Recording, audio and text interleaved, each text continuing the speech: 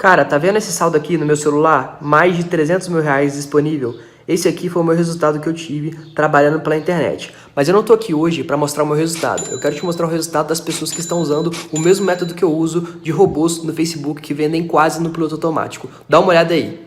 Cara, 3 meses atrás eu mal sabia mexer em Facebook. Olha só esse resultado. Mas esse valor eu ganhei apenas em 13 dias. Olha isso. Cara, e tudo isso eu aprendi nos últimos 2 meses com o João Pedro. O mês nem acabou ainda, é 22 de fevereiro e eu já tenho disponível R$ 8.249 para sacar na minha conta. E todo esse valor eu aprendi sendo aluna do João Pedro. Fala galera, tudo bem? Meu nome é Natália, eu sou aluna do João Pedro e esses aqui são os meus ganhos. Você também pode ganhar isso. Olha só que legal, já fiz 54 vendas e faturei R$ 5.222,55. Tudo isso eu aprendi com o João Pedro. Que tal resultados como esse? Quase 11 mil reais em menos de 2 meses. Sabe como eu consegui isso? Aprendi com o João Pedro. Se você quer aprender como que a gente faz isso, clique no link que está aqui embaixo desse vídeo ou no botão que vai aparecer aqui na tela para você saber mais sobre esse novo mercado que está mudando a vida de muita gente.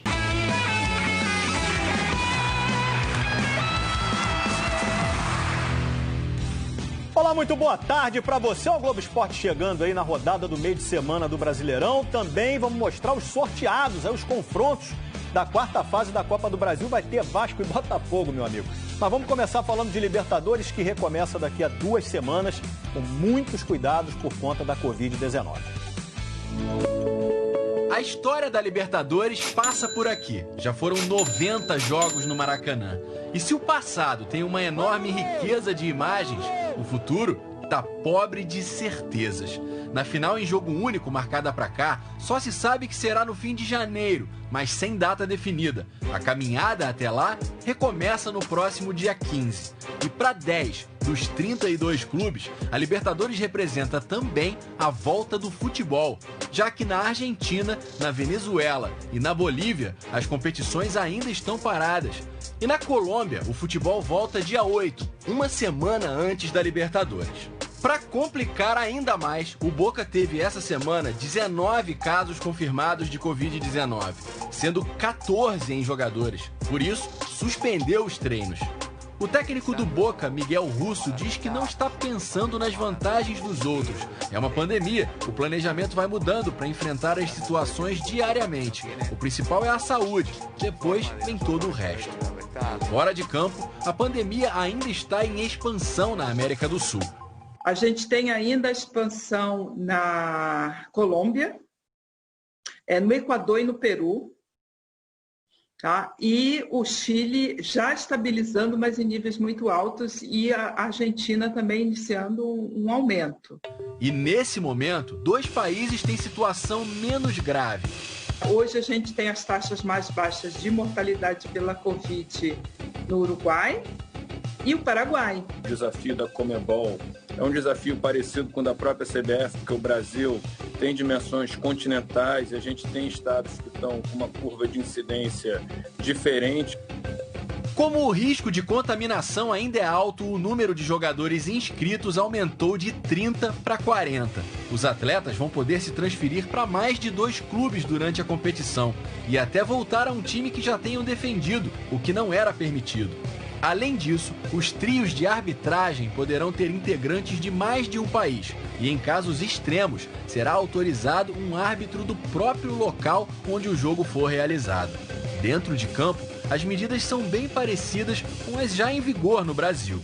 Seguiremos uma rotina de testes antes do embarque e, chegando no local, nós teremos todas aquelas precauções de distanciamento social, higienização, uso de máscaras. 4 clubes brasileiros estão entre os primeiros que vão fazer viagens internacionais na volta da Libertadores. O Atlético Paranaense vai à Bolívia enfrentar o Jorge Wilstermann. E lá também o Palmeiras pega o Bolívar. O Flamengo vai ao Equador para o jogo contra o Independiente del Valle. E o Grêmio ao Chile para o encontro com a Universidade Católica. Nesses novos tempos, as viagens vão ter protocolos rígidos de segurança. Alejandro Domingues, presidente da Conmebol, diz que uma equipe de especialistas foi montada pela confederação para elaborar um protocolo para treinos, viagens e competições, assim como um manual de operações para chegadas e saídas de voos das delegações em todos os países envolvidos. Não tem risco zero. E o fato de você viajar, você vai aumentando o risco. A Conmebol distribuiu o equivalente a 500 milhões de reais para os times viajarem em voos fretados. Como nem todas as fronteiras estão abertas, a Conmebol teve que negociar com os países e conseguiu uma permanência de 3 dias para as delegações a cada rodada. Mas as equipes só devem circular entre aeroportos, hotéis e estádios. O Flamengo vai fazer 2 jogos seguidos no Equador, contra a Independiente del Valle em Quito e o Barcelona em Guayaquil, e foi autorizado a ficar 1 semana por lá. A gente tem viajado em voos fretados, a gente vai manter isso para a Conmebol. A gente tem permanecido os atletas em quartos individuais, com comissão para o brasileiro, como a gente vai manter isso para a Conmebol também, viajando com o mínimo possível de pessoas na delegação. São os novos desafios do futebol: controlar a bola e gerenciar os riscos. Essa imagem do jogo contra o Santos preocupou a torcida do Flamengo. Mas está tudo bem com o Gabigol. Ele se reapresentou sem dores no tornozelo esquerdo e está liberado para enfrentar o Bahia amanhã em Salvador. Só que o time tem 2 machucados. O Bruno Henrique tem um edema ósseo no joelho direito. Ele já era desfalque porque levou o 3º cartão amarelo no último jogo. Melhor nem tentar apostar em quem o Domi vai colocar no lugar dele, né? E o Diego Alves sofreu uma lesão parcial no tendão do ombro esquerdo e o César vai ser o titular. Hoje de manhã, o clube confirmou um teste positivo para a Covid-19 de um jogador não identificado que foi afastado e colocado em quarentena. O Botafogo vive a expectativa pela punição ao goleiro Gatito Fernandes depois dele ter chutado e derrubado o VAR na derrota para o líder Internacional. Ele vai ser denunciado pelo Superior Tribunal de Justiça Desportiva e pode pegar até 6 jogos de suspensão. E o clube anunciou as saídas do volante Cícero, do zagueiro Juan Renato e do lateral esquerdo Danilo Barcelos. O Danilo Barcelos, aliás, saiu do Botafogo porque comunicou que queria jogar em outro clube. E esse clube é o Fluminense. O lateral de 29 anos assinou com o Flu até dezembro de 2022. E o jogador do Flamengo que está com Covid-19 é o goleiro César. O VAR está atrapalhando o árbitro dentro de campo e o futebol. Eu acho que o VAR está muito exposto no campeonato, porque dentro de campo os árbitros não estão apitando bem. Não existe a possibilidade da gente demandar, exigir da arbitragem uma performance perfeita ou excelente, sendo que os árbitros não treinam.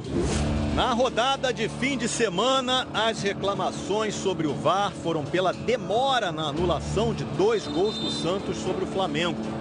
Foram 2 impedimentos, mas um gol foi anulado por interpretação do árbitro. A anulação do gol do Bruno Nazário do Botafogo sobre o Inter também foi questionada pela falta no lance anterior e considerada errada por nossos comentaristas. O Gatito Fernandes se desculpou por derrubar o VAR, mas criticou o que considera despreparo da arbitragem de vídeo. Esse sistema, gente, está falido. A gente precisa de mudar essa lógica e se a única oportunidade que o árbitro tiver de treinar, tanto no campo quanto na cabine, for durante o final de semana no Campeonato Brasileiro, a gente não pode esperar resultados excelentes, sinto muito.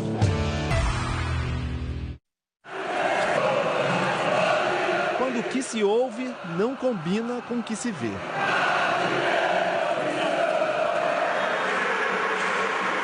Dá uma dor no coração. Faz muita falta, né, a torcida. E quando tem a torcida é quente, é um calor do estádio, ele fica meio frio. Rampa do Maracanã, lugar tradicional de entrada da torcida no estádio. Em tempos de pandemia, rampa vazia.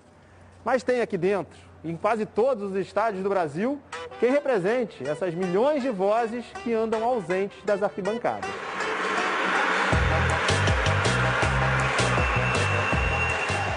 DJ Frank.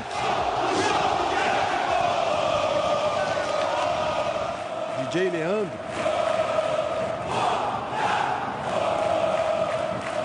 DJ Gabriel.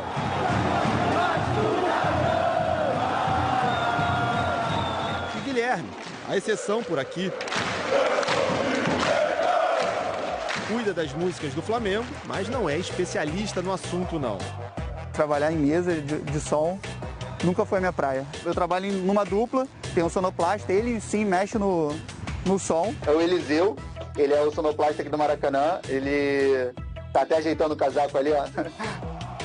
Frank, Leandro e Gabriel estão mais acostumados a esse ambiente. Mesa de som, luzes, fones, música.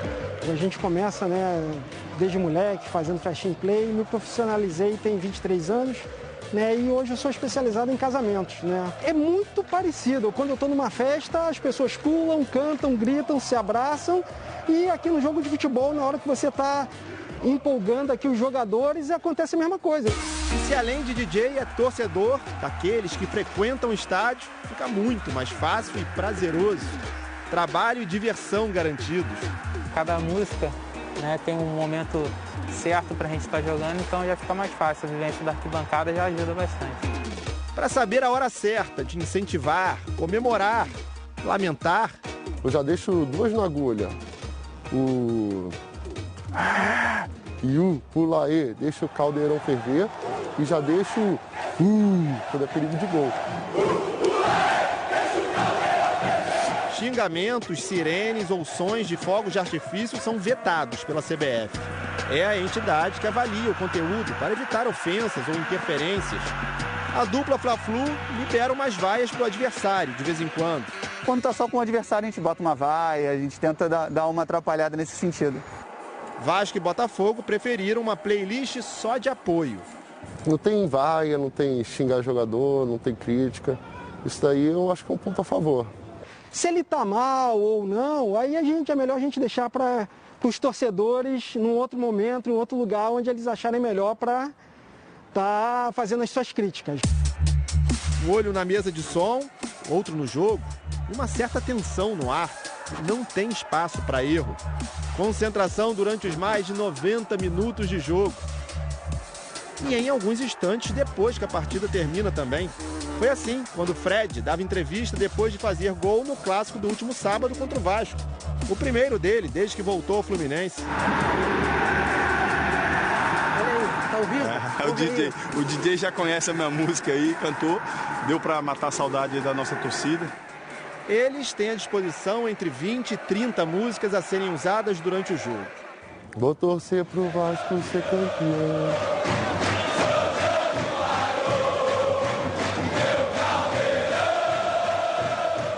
Tem autonomia para escolherem entre tantas opções a que mais combina com determinado momento. Só Botafogo e vambora, e a torcida tá lá.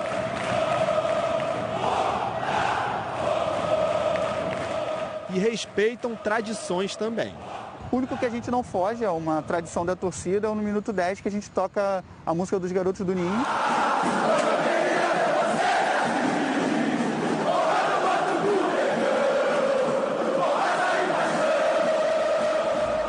Enquanto a realidade é essa, de arquibancadas sem público, são eles os responsáveis por tentarem deixar os estádios um pouco mais parecidos com o que nos acostumamos. Vazios, sim, mas em silêncio jamais. Trabalho legal para dar um clima, mas que saudade de ver o torcedor. Pessoal, tá vendo esse Camaro aqui? Em um mês trabalhando pela internet eu consegui o valor dele. Dá uma olhada aí.